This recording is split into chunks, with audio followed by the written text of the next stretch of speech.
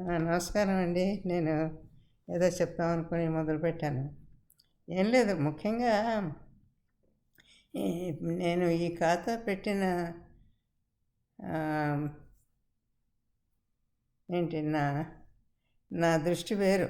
నేను వేరే ఒక ప్రత్యేకం ఇంతకు ముందులాగా తెలుగు తూలికలో లాగా కానీ వేరే నా సైట్‌లో కానీ, ఇంకెక్కడా కానీ అక్కడ పెట్టుకున్నట్టుగా ఇక్కడ రాయడం లేదు.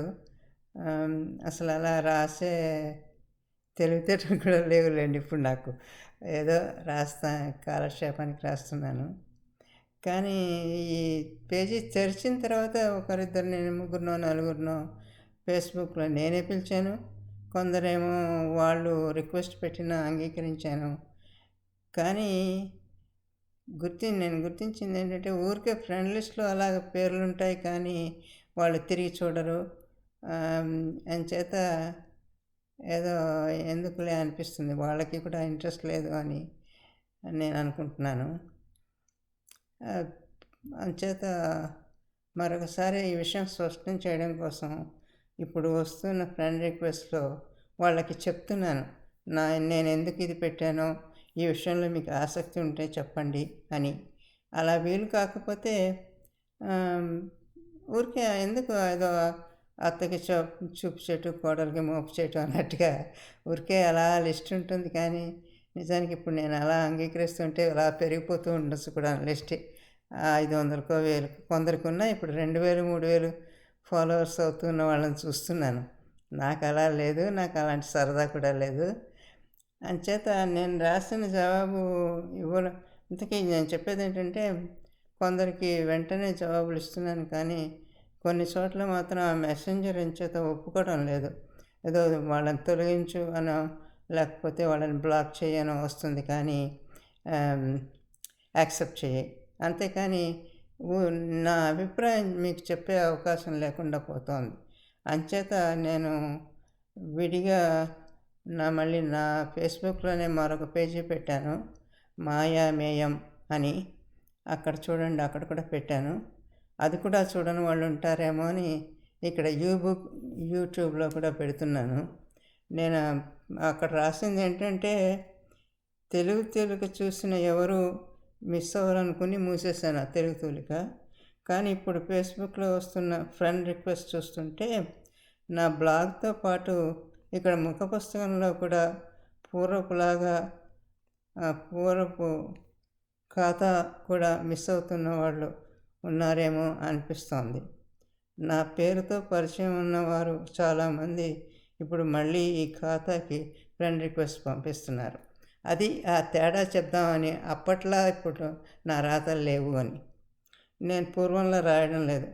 ఇప్పుడు కొత్తగా తెలిసిన ముఖ పుస్తకం కేవలం అమెరికా రాజకీయాలు, ఇక్కడ వాతావరణం తేడానికి. బహుశా మీరు గొడవలు వింటూనే ఉన్నారు. అవన్నీ అందులో నన్ను బాధించేవి కూడా చాలా ఉన్నాయి. అందుకని కూడా నేను ఇంకే విషయాలు పట్టించుకోవడం లేదు. ఇది ఒక్కటే చూస్తున్నాను. ఇక్కడ వాతావరణం ఏంటి, ఎవరు ఎలా మాట్లాడుతున్నారు, ఏం జరుగుతోంది అని. అదొక్కటే నా ఇంట్రెస్ట్ అన్నమాట. ఈ భాషను నేను నా ప్రొఫైల్లో కూడా చెప్పాను. మీరు 4 పోస్టులు చూసి, అవును ఇలాంటివంటే మాకు ఇంట్రెస్ట్, మాకు కూడా తెలుసుకోవాలని అనుకుంటే మళ్ళీ పంపండి రిక్వెస్ట్.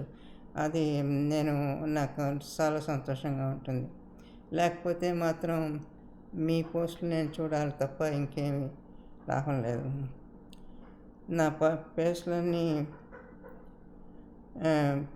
పోస్టులన్నీ పబ్లిక్.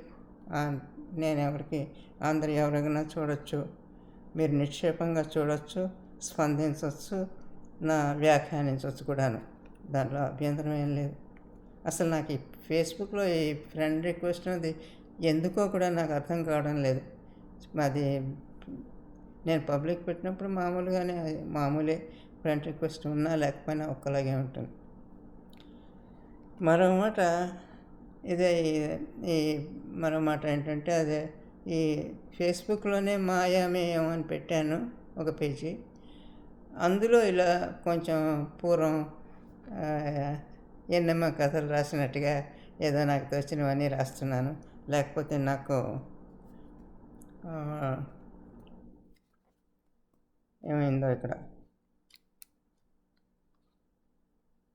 నేను ఒక క్షణం. యా అది రాస్తున్నాను. ఆ పేజీలో తెలుగులోనే ఒక్కొక్కప్పుడు ఇంగ్లీష్లో కూడా పెడుతున్నాను. ఏదో నాకు తోచినవి, నాకు ఏమైనా సందేహాలు ఉంటే అక్కడ అడుగుతాను. లేకపోతే కానీ ఏమైనా ఇంత పూర్వంలో లేదులేండి. నేను ఆ మాట మీకు ఇప్పుడే చెప్తాను. కావలిస్తే చూడండి, అక్కడ రాసింది మాటను. రెండోది ఏంటంటే, ఫేస్బుక్ అకౌంట్ లేని వాళ్ళు కూడా ఉంటారు కదా. అంచేత ఇప్పుడు యూట్యూబ్లో కూడా ఇదే పెట్టాను.